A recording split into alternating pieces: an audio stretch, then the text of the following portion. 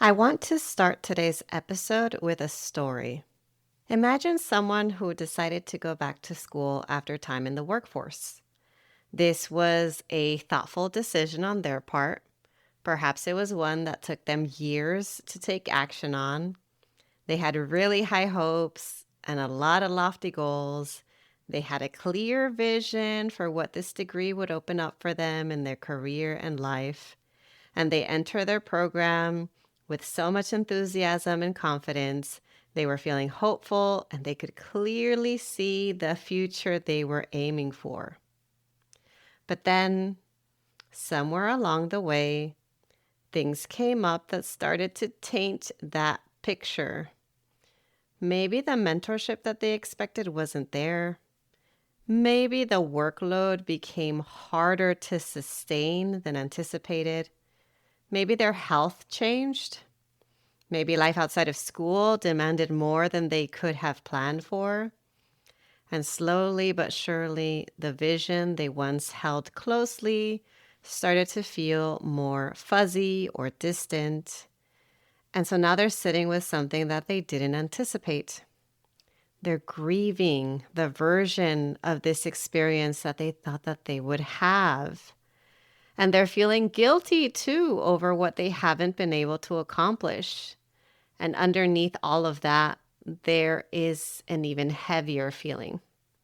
They are feeling shame, lots of it.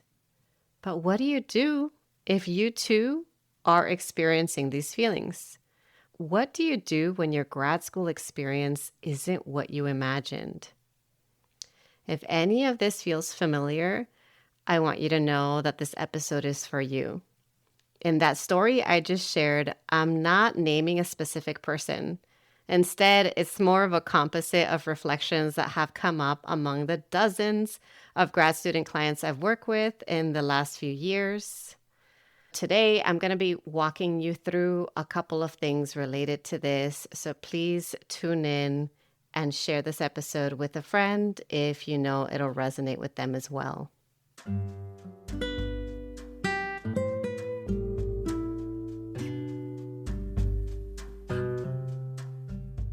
Welcome to the award-winning Grad School Femtoring Podcast, the place where first-generation BIPOC students and professionals can listen in on inclusive grad school stories and gain practical tools for sustainable success. This is Doctora Yvette Martinez-Vu, a certified coach, consultant, author, and speaker. I will be serving as your femtor, providing you with insider knowledge to help you thrive in grad school and beyond.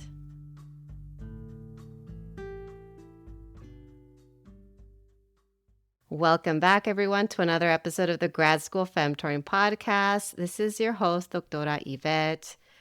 Like I mentioned earlier, today we are going to be talking about grief, guilt, and shame in grad school. And specifically, I'm going to share with you what to do if you are also someone who is experiencing grad school in a way that's different from what you imagined. So for today, I am going to define grief, guilt, and shame so that you can better understand what you may be experiencing.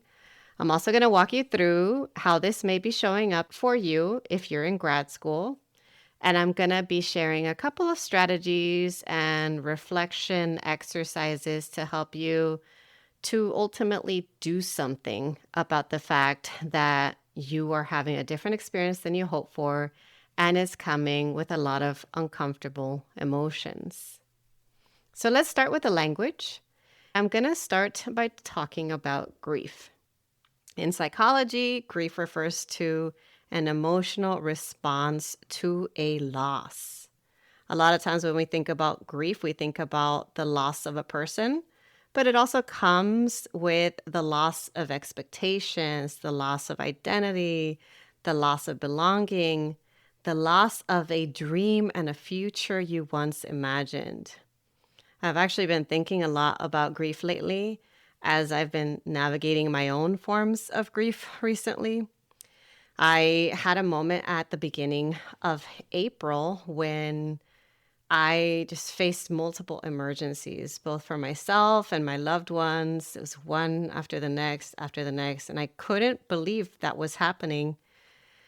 As that came up and I shared with friends and colleagues, two people recommended the book As Long as You Need by J.S. Park. Now I'm halfway through reading the book, and I'll have to admit, it has brought on so many tears.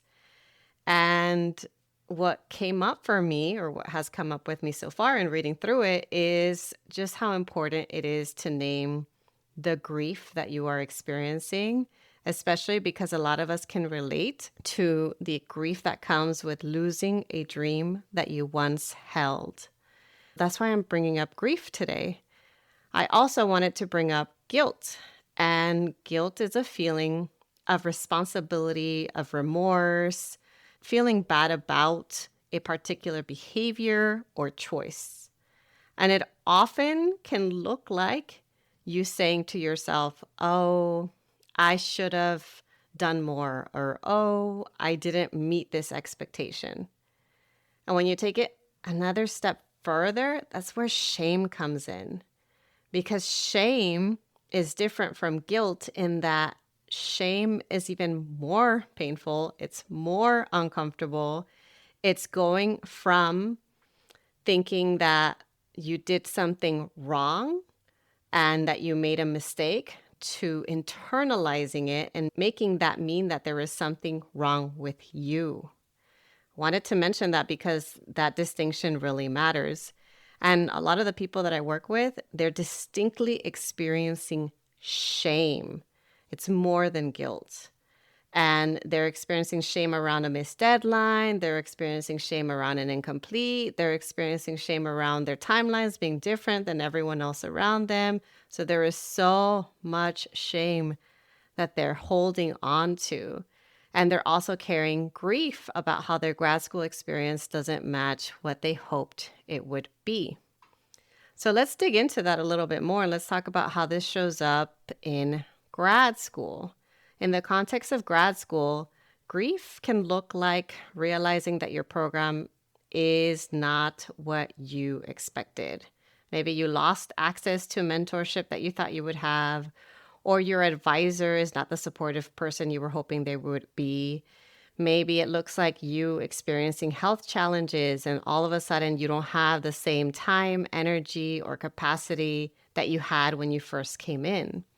It can look like letting go of a career path that once felt so attainable. For the people I work with, a lot of times it means recognizing that the tenure track path may not actually work out for you. And that comes with grief as well.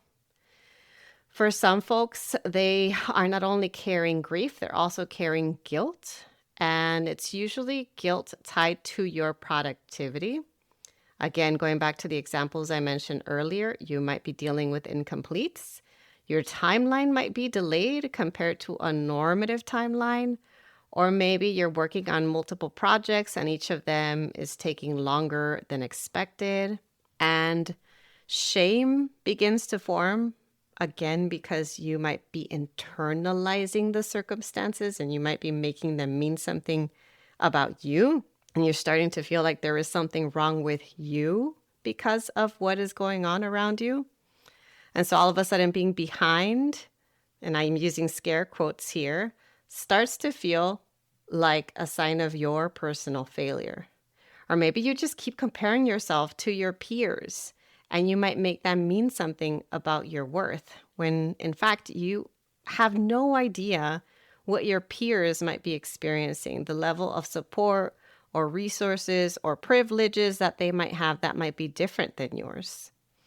And when you're first gen, grief and shame are also shaped by the hidden curriculum because higher ed comes with so many things that you're assumed to know, but are never explicitly taught. And then that makes it harder for you to navigate this experience than others who do know what to expect. And you might find yourself asking, why is this so hard for me and not for those around me? Well, guess what? That's because it is harder. Then if you are Black, if you're Indigenous, if you're a person of color, there are additional factors tied to systemic inequities, racism, ableism, sexism, you name it, all the isms. There's issues tied to lack of representation, lack of belonging, and all of these things also impact your feeling grief or shame. Then let's add another layer. Let's say you are neurodivergent. Let's say you're dealing with chronic illness. Let's say you are disabled. And you might be dealing with fluctuating energy levels or a lack of access to resources or to spaces. And so you're having to tend to your workload while also tending to your health or your disability needs. And that can feel like a whole other job in and of itself. So what you're carrying in this season is more than just academic work. You've got multiple hats, multiple roles that you're playing, and you're doing all of that while probably also navigating deep structural issues. Again, I can't emphasize this enough. If all of this feels like it's harder, that's because it is harder. Before I transition to talking through some ways to approach this, I'm going to share a caveat. I do this often, which you might have already seen it coming, but I do this as a reminder and as a boundary that I'm setting. This podcast is for educational purposes only. It comes from my work as a coach and an educator. It is not a substitute for mental health care. So if you're dealing with a really tough season full of grief, guilt, shame, and other feelings, and if this feels too heavy to tackle on your own, please consider accessing therapy if you can. And I also want to mention that in my work, many or most of my clients have access to a full support team. So they've got their mentors, they've got their therapists, they've got medical providers, and they have me as their coach. And each of us serves a different purpose. Coaching offers support with structure, decision-making, accountability, and taking action. It is future-focused, and it's designed to help you make progress on your goals. That's what I do best, and I love that, and I stick with that. Therapy, on the other hand, offers a space to process emotions, where you can process your mental health concerns, where you can process past experiences, and you're working with a licensed professional and a person that is trained to assess, to diagnose, and to treat any symptoms or conditions you may be experiencing. I need to mention that because you deserve support from people who can support you with navigating the different challenges that you're facing. If you're feeling stuck in grad school or navigating a major professional transition, personalized coaching from a certified coach can make a meaningful difference. I offer one-on-one coaching for first-gen and or BIPOC graduate students and professionals who want structure and compassionate support while working toward important goals. Together, we can create action plans that align with your capacity, your responsibilities, and your long-term vision. Clients often come to coaching when they are preparing for major milestones like qualifying exams, defending a proposal, finishing dissertations, exploring new career paths, or building sustainable systems that work for them. Coaching includes live sessions, voice memo and email support between sessions, and access to a resource library filled with dozens of tools for academic and professional success. If you'd like to explore working together, visit gradschoolfemtoring.com/coaching to learn more and schedule a free consultation today. Let's get into some of these approaches that may help you to stay connected to your work while still honoring the feelings that you are experiencing. The first thing I want to say is that it's important that you name the loss that you're carrying. Ask yourself, what has changed for you? What did you expect this experience to be? What feels different now?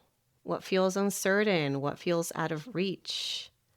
It's important that you give yourself some time to sit with and name that loss. And that's a really important first step because in doing that, you can better understand and have a better idea of what you're experiencing and how you can use that to adapt to your changes. And I also want to remind you that you're allowed to slow down and to acknowledge that something important to you is not going as planned.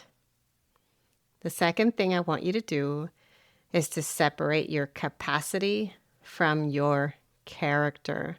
This is really important. When guilt and shame pop up, it's so easy for you to make that mean something about your identity.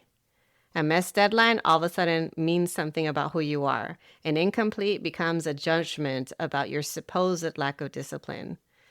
If you're feeling that way too, please pause, slow down for a moment, and give yourself permission to reframe this experience. Yes, life happens. Yes, your capacity can change. Yes, your circumstances can also completely change, but they are not reflections of your identity or your worth. The more compassion you can offer yourself in this moment, the less shame you'll be walking around with, and the more resilience you'll have to get through this. The third thing I want to mention is to redefine what counts as progress. In many academic environments, I know that progress is narrowly defined as a specific output. Completing your courses, completing your milestones, getting a set number of publications done. You name it. It's all output oriented. In my work, where I promote sustainable productivity, we expand that definition. So we expand progress to include clarifying your next steps, organizing your materials, sending an email, revising your plan, and even resting in a way that supports your recovery. All of this to say that progress helps you stay connected to your goals, but the big difference is that I'm encouraging you to view progress as process-oriented rather than output-oriented. The fourth thing I want to say, and this is going to be the last thing that I share before sharing some reflective questions, you want to stay connected to support and to community in this moment. Why? Because grief, guilt, and shame tend to intensify in isolation. They work best when they meet you alone. And a way to combat it, a way to resist it, an antidote to that is to name it in community. So connection plays a huge role in you getting through this and in you maintaining your resilience. What does this look like? It looks like having a peer that you check in with who understands your experience, having a mentor you can reach out to who can offer guidance, having a therapist you see regularly who supports with the emotional processing, and having a structured space like coaching for accountability and planning. You are allowed to be supported in multiple ways. I mentioned this actually to a client that I met with recently because she is dealing with lots of changes in her personal life and in her body. And I reminded her that this is the time that she needs a full support team, all hands on deck, and that is okay.